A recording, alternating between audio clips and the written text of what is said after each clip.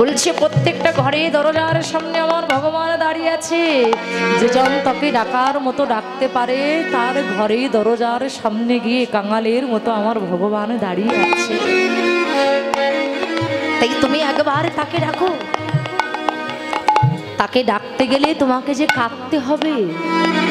কেন ভগবান নিজ বদনে বললেন, এই জগতে যে আমাকে বেশি ভালোবাসে আমি যে তাকে কাঁদাতে ভালোবাসি। আমরা অনেকে মন্দিরের ভিতরে গিয়ে আমরা ভগবানের দিকে লক্ষ্য করে ভগবানকে ডেকে বলি যে ভগবান আমি দিন অন্তে তোমাকে প্রত্যেক দিন সেবা না দিয়ে আমি সেবা করি না।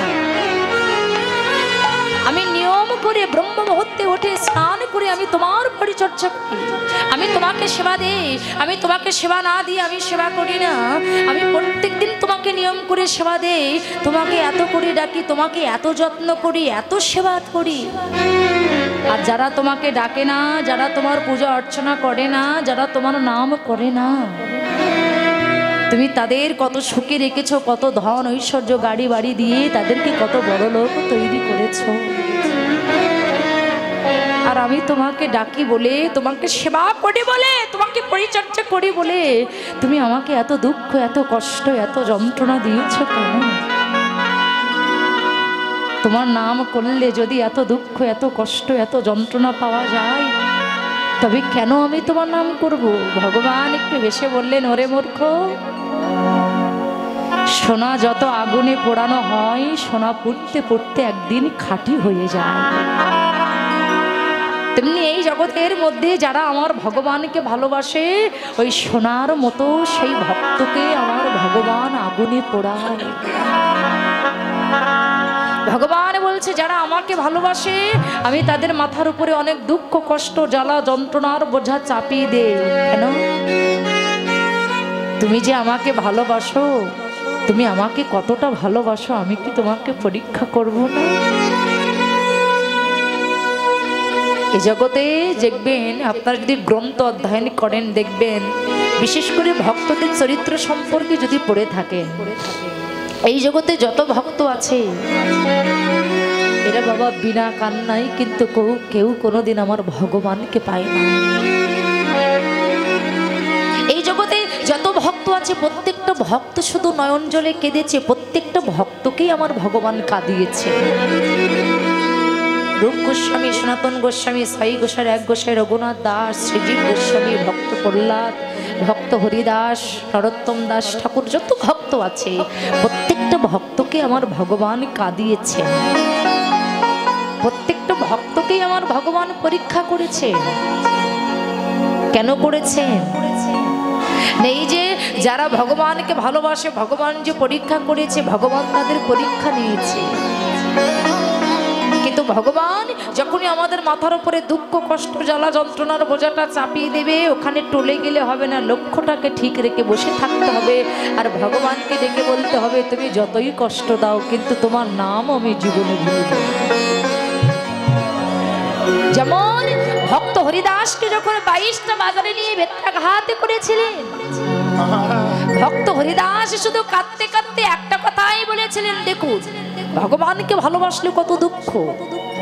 22 বাজারে নিয়ে তাকে যখন বেত্রাঘাত করা হলো, কাঁদতে কাঁদতে তিনি একটা কথাই বলেছিলেন, দয়াময় খণ্ড খণ্ড করো যদি যাই যাকে প্রাণ, যাই যাকে প্রাণ ছাড়ি আমি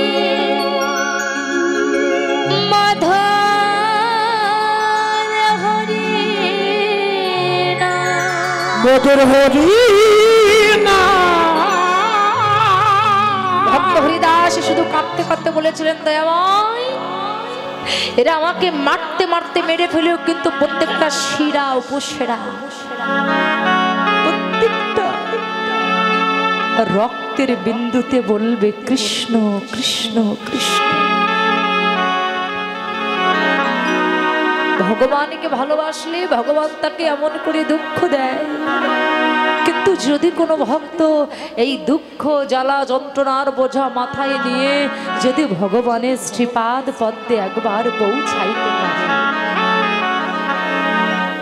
এই দুঃখ কষ্ট জ্বালা যন্ত্রণার বোঝা মাথায় নিয়ে যদি ভগবানের চরণে একবার পৌঁছাইতে পারে, ভগবান বললেন ওগো এই জগতে সেই ভক্তকে আমার চরণে দাস হওয়ার প্রয়োজন হয় না। এই জগতে সেই ভক্তকে আমার চরণে দাস হওয়ার দরকার হয় না। দুঃখ কষ্ট জ্বালা যন্ত্রণা নিয়ে যদি কোনো ভক্ত আমার চরণে আসতে পারে, তাকে আমার চরণে দাস হওয়ার দরকার হয় না। আমি ভগবান কি করি জানো, যারা সকল দুঃখ কষ্ট জ্বালা যন্ত্রণার বোঝা মাথায় নিয়ে আমার চরণে চলে আসে, তাদেরকে আমার চরণে দাস হওয়ার প্রয়োজন হয় না।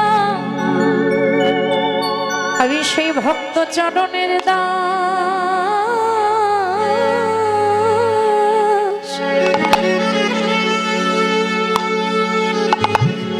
দাস হয়ে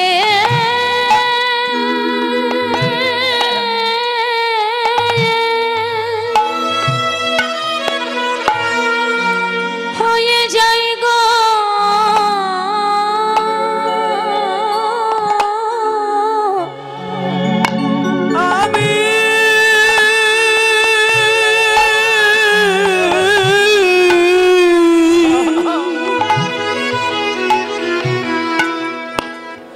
আমি সেই ভক্তের চরণের দাস,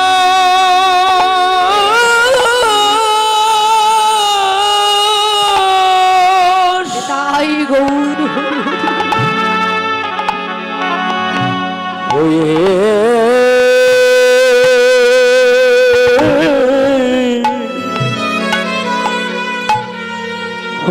যায় রে, যাদের গৌর বলে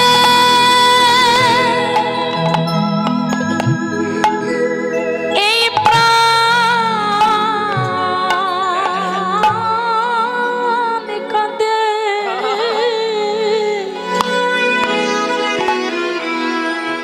আমি তাদের চরণের দাস।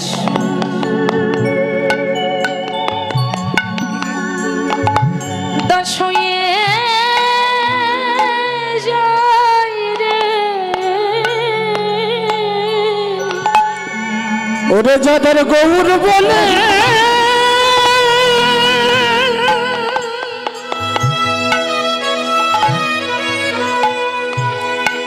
ওরে যাদের গৌর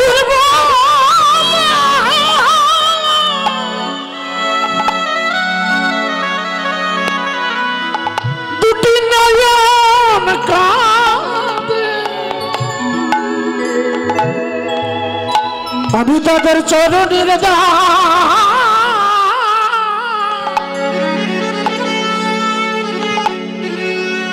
দাস হয়ে যায়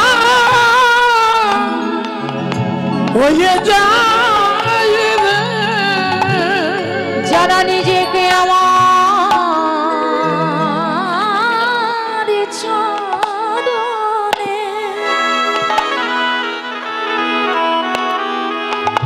আমার চরণে নিজেকে সঁপে দেয় রে,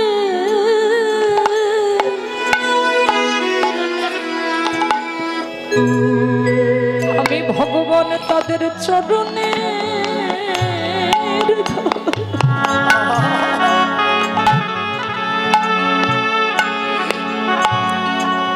দাস হয়ে যাই রে, ওরে নিজেকে আমার চরণে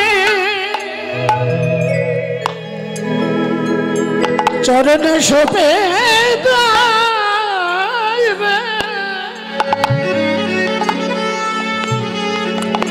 ওরে আমি সেই ভক্তের চরণে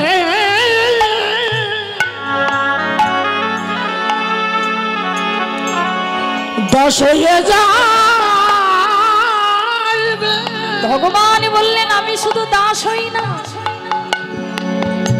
আমি শুধু ভক্তের চরণে দাস হই না, যারা সবই কিছু ত্যাগ করে আমার চরণে চলে আসে, আমি শুধু দাস নয়, তার চরণ দুটি আমার হৃদয়ে ধরে। ওরে তার চরণ দুটি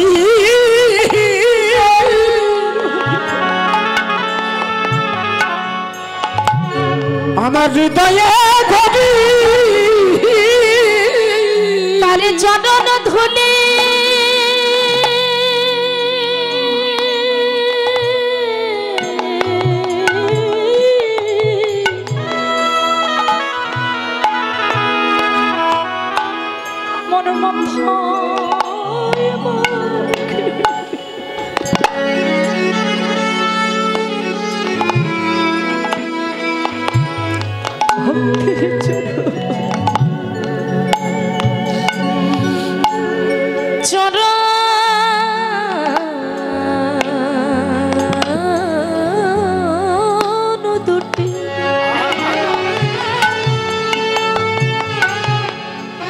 চিন্তা করে দেখুন, যে চরণ পাওয়ার জন্য কত যোগী মনে ঋষি কোটি কোটি জনম ধরে সাধনা করছে, ভগবান বলছে আমি নিজে ভক্তের চরণ আমার হৃদয়ে জড়িয়ে ধরি।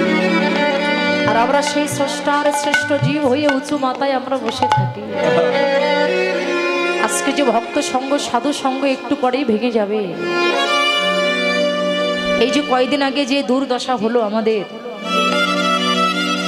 আমি কখনোই ভাবতে পারিনি যে আপনাদের মতো ভক্তের সঙ্গ আবার পাবো, কিন্তু ভগবানের কি অশেষ কৃপা। মনে করেছিলাম এই কীর্তন গাওয়াই বুঝে আর হবে না, এই ভক্ত সঙ্গ সাধু সঙ্গ মনে হয় হার হবে না। এই সময়টাই আমি এ দেশেও ছিলাম না, ইন্ডিয়াতে ছিলাম।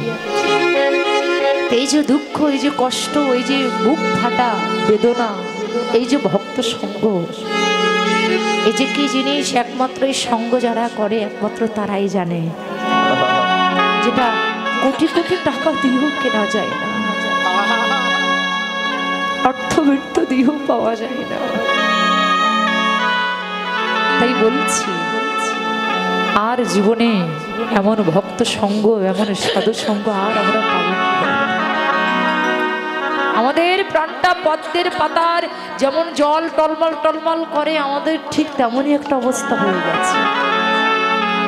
এই না জানি কি হয়, না জানি কি হবে, এমন একটা আমাদের মনোভাব হয়ে গেছে। তাই ভগবানের চরণে বিশ্বাস রাখুন। আমাদের এই মুহূর্তে প্রত্যেকটা আমরা সনাতন ধর্ম অবলম্বী যারা আছি, আমাদের প্রত্যেকটা মানুষের একটাই কাজ, একতা হওয়া।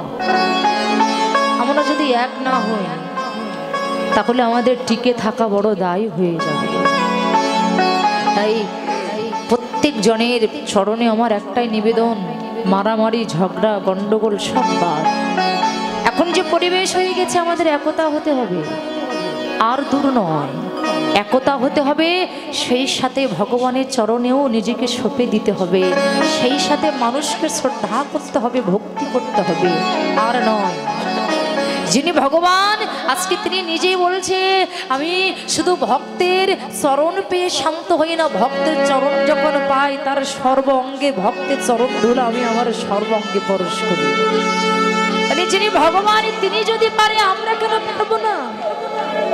তিনি আমাদের চোখে আঙুল দিয়ে দেখিয়ে দিলেন, তুমি যে মান করছো, তো অভিমান করছো, কতদিন মান অভিমান আত্ম অহংকার তোমার থাকবে? একবার চেয়ে দেখো, জন্মেছ যখন সুন্দর পৃথিবীর মায়া ত্যাগ করে তোমাকে একদিন চলে যেতে হবে। আর যেদিনই তুমি চলে যাবে সেদিন সবই কিছু পড়ে থাকবে, তোমার সাথে যদি কিছু যায় একমাত্র সঙ্গ এই ভক্ত চরণ ধুলি আর মধু হরি নাম, এই হবে তোমার একমাত্র সাথী। তাই যদি হয় আমরা আর বসে থাকবো না, একবারে কোডা এলা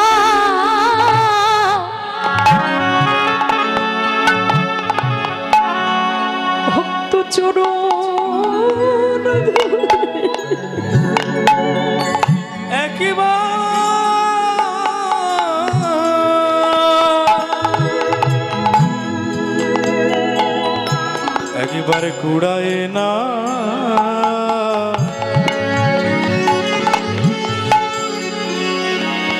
ভক্ত চরণ ধুলি গোড়ায় এলা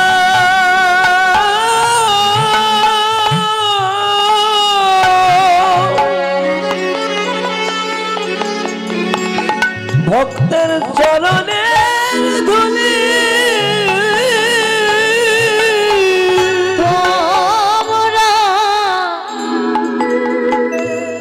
একেবারে কুড়িয়ে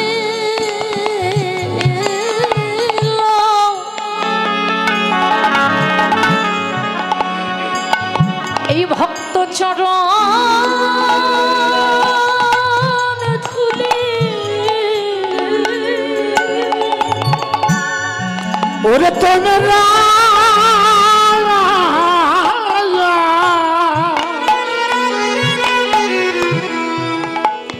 তোমরা কোথায় এলা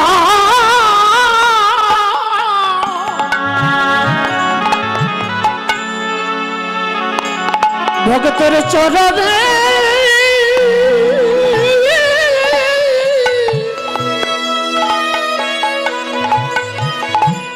চরণ ধুলি এই ধুলি হবে তোমাদের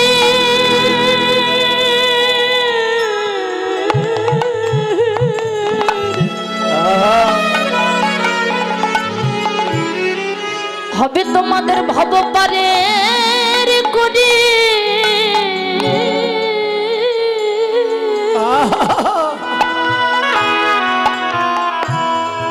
তাই তোমরা পুরোয়ে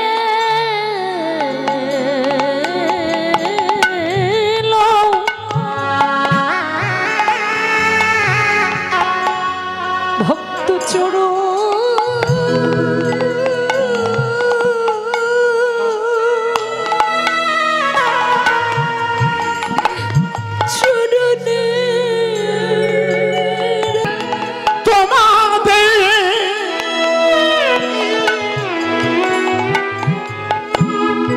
তোমাদের ভব পারের করি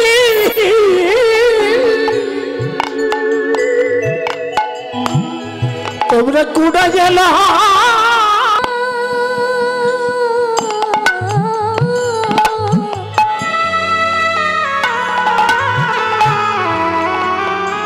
ডুবোবেলা ডুবে যাওয়ার সময় হলো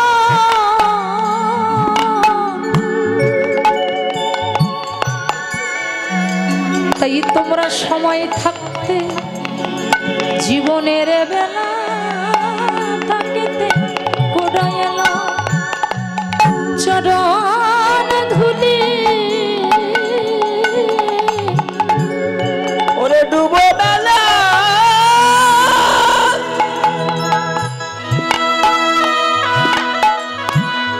ডুবে যাওয়ার সময়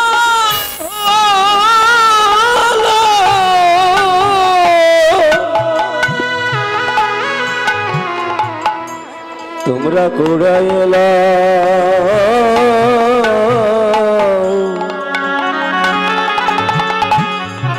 ভক্তের চরণে ধুলে এ জনম চলে গেলে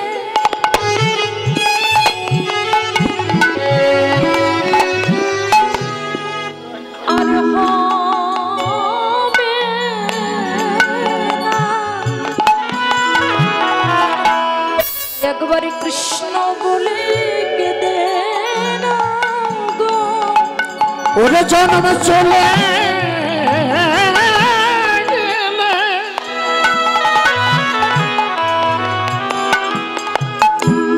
আরে হবে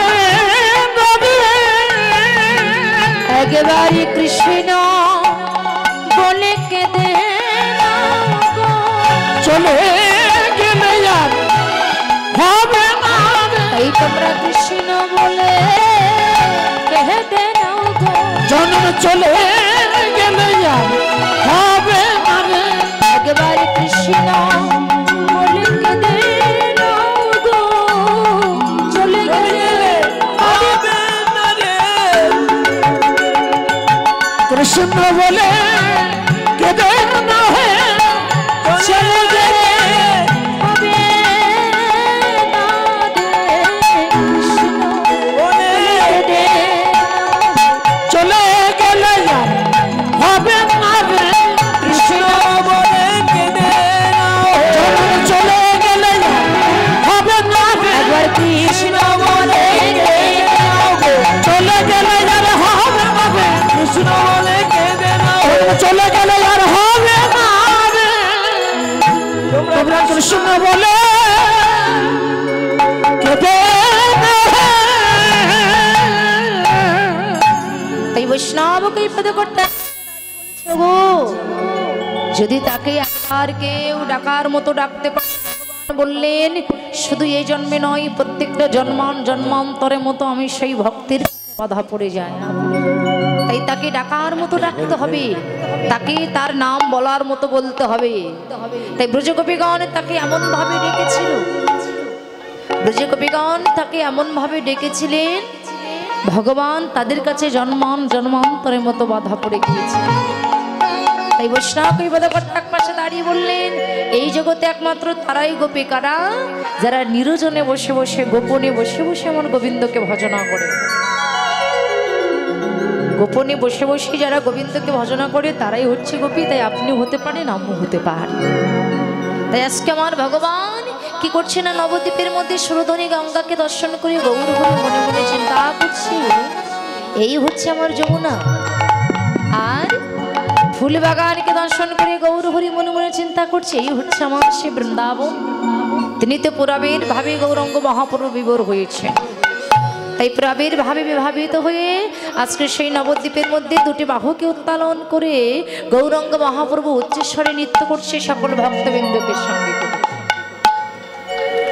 মাদলের তালে তালে উদ্যমকে হয়ে গৌরাঙ্গ মহাপ্রভু নৃত্য করা শুরু করছে বৈষ্ণব এই পদকর্তা এক পাশে দাঁড়িয়ে বলছে দেখো দেখো সুরধ্বনি তীরে হাজি বাজলো রে মাদল সুরধনের তীরে আজ বাজলো রে মাদল সুরধনের তীরে আজ বাজলো রে মাদল সুরধনের তীরে আজ বাজলো রে মাদল নিতাই নাচে গৌর নাচে নাচে গদাধর নিতাই নাচে গৌর নাচে নাচে গদাধর নিতাই নাচে গৌর নাচে নাচে গদাধর নিতাই নাচে গৌর নাচে নাচে গদাধর তাদের মধ্যে নৃত্য করে অদ্বৈত সুন্দর তার মধ্যে নৃত্য করে অদ্বৈত সুন্দর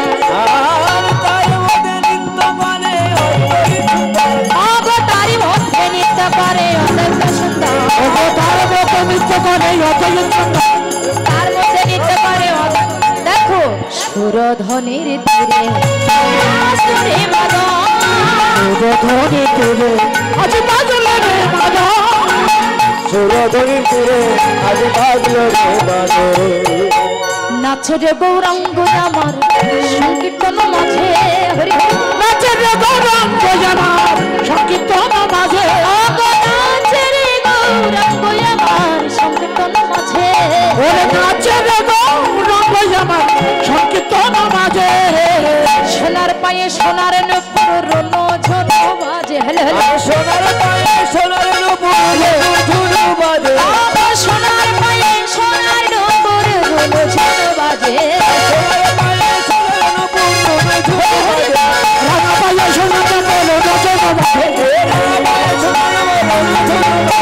সুরধনি তীরে আজ বাজলো রে মাদল বাজলো রে মাদল সুরধনি তীরে আজ বাজলো রে মাদল মাদলে তালে তালে গৌরাঙ্গ মহাপ্রভু উদ্যমকে হয়ে নৃত্য করছে দুটি বাহুকে উত্তোলন করে নষ্ট হয়ে গেছে তো এখানে যে বাজে বলছে বাজে খোল বলছে কোন খোলকে বাজে খোল বলছে না আমাদের কীর্তনে যে খোলটা বাজিছে এই খোলটা হচ্ছে শ্রীখোল এই খোলে কিন্তু তার একটা নাম আছে কি নাম গো খোলের কি নাম হ্যাঁ খোলের আর একটা কি নাম মৃত অঙ্গ হ্যাঁ মৃদঙ্গ এই দেখুন মৃৎ মানে মাটি, অঙ্গ মানে এই খোলটা কিন্তু মাটির দেহ। তো এই খোলটা যেমন মাটি আর চামড়া দিয়ে তৈরি করা, আমাদের দেহ খোলটা কিন্তু মাটি আর চামড়া দিয়ে তৈরি করা। এই খোলটা 5টা বস্তু দিয়ে তৈরি করা, কি না ক্ষিতি অবতেজ মরদব, আর ওই 5টা বস্তু দিয়ে আমাদের দেহ খোলটাও তৈরি করা। হ্যাঁ, তাই শ্রী গুরুদেবের আতুল চরণ আশ্রয় করে যারা এই খোলটাকে বাজাতে পেরেছে তাদের বেজেছে, আর যারা বাজাতে পারে নাই তাদের একেবারে বাজে হয়ে গেছে। হ্যাঁ, তাহলে বাজে খোল বলছে, কোন খোলকে বাজে খোল বলছে এটাকে আমাদের জানতে হবে। কোন খোলকে না, যে খোল আমাদের কীর্তনে বাজেছে এই খোলকে বাজে খোল বলছে না, তাহলে কোন খোলকে বলছে? বলছে বাজে খোল, বাজে খোল, বাজে খোল। এই যে শ্রীখোল, এই শ্রীখোলটা বেজে বলছে বাজের খোল। কাদেরকে বলছে? কাদেরকে? বুঝতে পারলেন? তাহলে কোন খোলকে বাজে খোল বলছে শুনুন। এই খোল বেজে বলছে তাকে ধিক, তাকে ধিক,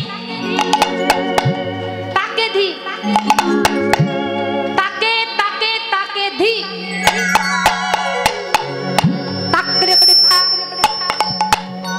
তাক তাক করে করে তাক, ধিকিতাং, ধিকিতাং, ধিক। কাকে এতটা কথা বলছে বলো তো? কাকে বলছে? কাদেরকে বলছে? বুঝতে পারছো? যে খোলে হরি বলে না রে, খোলে হরি বলে না রে, যে খোলে হরি বলে না রে, যে খোলে হরি বলে না রে। এ জগতে তারে খোল হয় বাজে খোল রে, যে খোলে হরি বলে না রে। ওটা তারে খোল হয় বাজে খোল রে, খোলে হরি বলে না রে। তাহলে বুঝতে পেরেছো কাকে বাজে খোল বলছে? এত সুন্দর ভজন যোগ্য দেখো পেয়ে, এই কৃষ্ণ বলবার জন্ম পেয়ে যে খোলে হরি বলে না, এ জগতে তার খোল হলো বাজে খোল। তাই খোল বাজিছে, সাথে করতাল বাজলেন, বাসুদেব ঘোষে থাকে বাসুদেব ঘোষে কহে বলাইয়া বিনা, বাসুদেব ঘোষে তাকে বাসুদেব ঘোষে তাকে বলাইয়া বিনা। রাস রাস ঘোরা জাগা হরি নাম প্রকাশ, রাস রাস গোরা জাগা করি না প্রকাশ। বলে এইবার লীলার প্রকাশ হলো, এইবার লীলার প্রকাশ হলো, এইবার লীলার প্রকাশ হলো। এইবার লীলার প্রকাশ হলো। এরা এতক্ষণে গোপনে ছিল, এইবার লীলার প্রকাশ হলো। তখন গোপনে ছিল, এইবার লীলার প্রকাশ হলো। এতক্ষণে গোপনে ছিল, এইবার লীলার প্রকাশ হলো। তখন গোপনে ছিল, একবার বদন ভরে হরি বলো, তখন গোপনে ছিল, হরি হরি বলো। তখন গোপনে ছিল, হরি হরি বলো। তখন গোপনে ছিল, হরি হরি বলো। তখন গোপনে ছিল, এইবার লীলার প্রকাশ হলো, এইবার লীলার প্রকাশ হলো। জয় রাধে। এতক্ষণ আমরা শ্রীধাম নবদ্বীপ লীলা আস্বাদন করলাম, এবার আমরা শ্রীধাম বৃন্দাবন লীলা আস্বাদন করবো। টুনটি একটু বাড়াবো। আমার এই দাদা আমার অনেক কীর্তন সেরেছে বাবা। আমার এই কীর্তন মিডিয়া 10 লেখলে বহু কীর্তন, আমার কীর্তন, অন্যান্য কীর্তনে কীর্তন, বাউল গান, কবি গান, শব্দ গান, লীলা কীর্তন, নাম কীর্তন, অনেক কিছু পাবেন। আপনারা এই চ্যানেলটা সাবস্ক্রাইব করবেন, এটা আমার অনুরোধ। এই যে ইউটিউব চ্যানেল চলছে, ওই বাবা অনেক ভালো, আমি যেখানে যাই সেখানে যাই। আপনারা ওই চ্যানেলটা সবাই সাবস্ক্রাইব করবেন। চ্যানেলের নাম হচ্ছে কীর্তন মিডিয়া 10। আবার শোনেন, কীর্তন মিডিয়া 10। আপনারা সবাই ওই চ্যানেল লাইক করবেন, কমেন্ট করবেন, শেয়ার করবেন, সাবস্ক্রাইব করবেন, পাশে থাকবেন। কেননা এই যে চ্যানেলগুলো যদি না আসতো না, ইউটিউব চ্যানেলগুলো না আসতো না, আমরা একটা কথা বলে না, করবেন কই না থাকতাম, আমরা উঠতে পারতাম না, তাই না?